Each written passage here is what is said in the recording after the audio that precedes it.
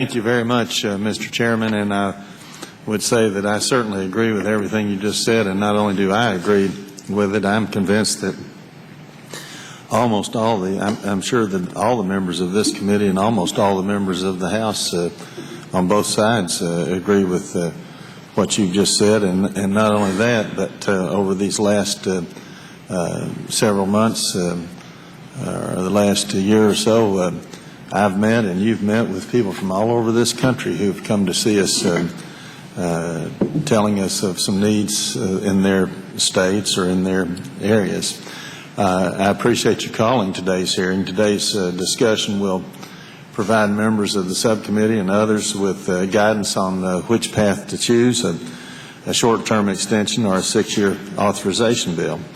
I expect that most of our witnesses here today firmly believe that a long-term authorization of the highway safety and transit programs will create jobs and help improve our transportation and infrastructure system. Our investments in infrastructure are investments in the future. Deteriorating bridges, congested highways, and insufficient freight movement over our nation costs this country.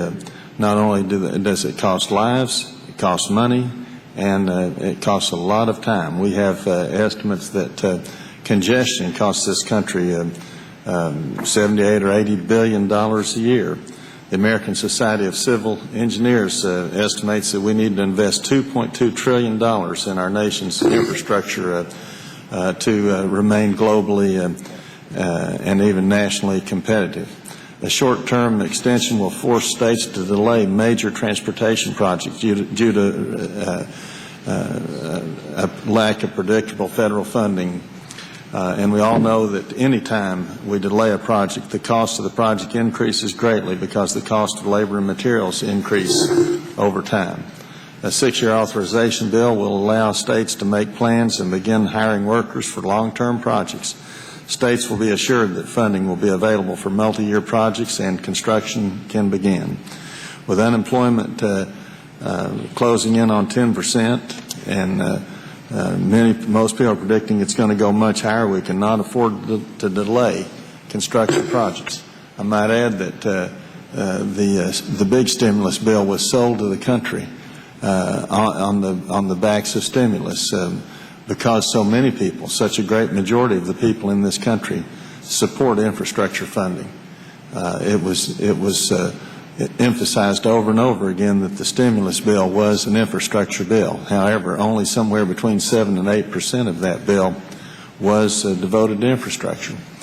My own area, my home area of East Tennessee, for many, many years now has been one of the most popular places to move to in the whole country. Because of that, our economy has been very strong, stronger than most places in the country.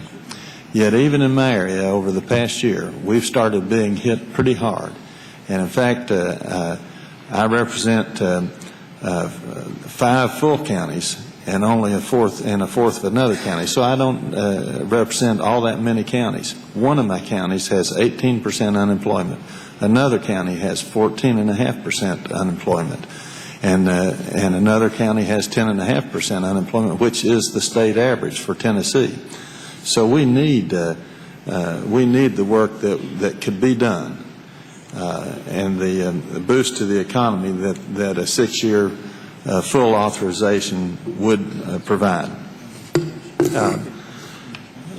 I know there were 13 amendments filed at the subcommittee markup. And there are several more amendments that members plan to file at the full committee. We need to work through these issues to ensure that this bill will move with the support of all the members of the committee. A 6-year bill will provide long-term economic stimulus that will create jobs and get people back to work. I support Chairman Oberstar and Chairman DeFazio's work to move a 6-year authorization bill that will provide solutions to our nation's transportation challenges. I look forward to hearing from the witnesses, and I thank all of you for taking time out of your very busy schedules to come and be here today. Thank you, Mr. Chairman.